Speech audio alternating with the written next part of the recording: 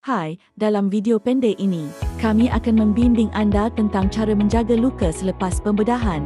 Mengikuti langkah-langkah ini, membantu anda sembuh lebih cepat dan mencegah jangkitan. Selepas pembedahan, luka anda akan ditutup dengan balutan.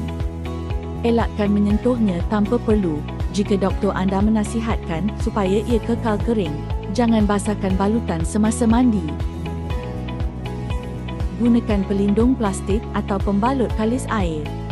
Jika doktor membenarkan anda menukar balutan di rumah, ikut langkah ini.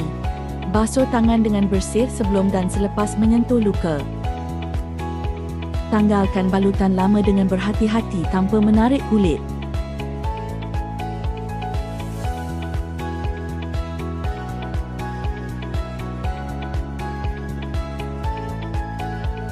Gunakan putik kapas bersih dengan antiseptik untuk membersihkan luka.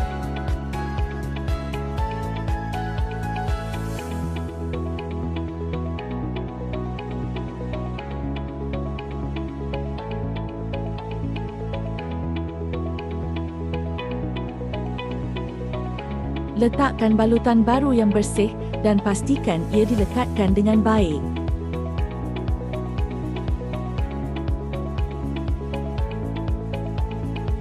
Periksa luka setiap hari jika anda perasan kemerahan, bengkak, nanah, rasa panas, kesakitan bertambah atau bau busuk.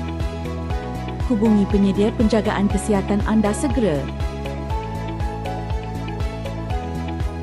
Elakkan mengangkat beban berat, pergerakan berlebihan atau tekanan di kawasan luka sehingga doktor membenarkan.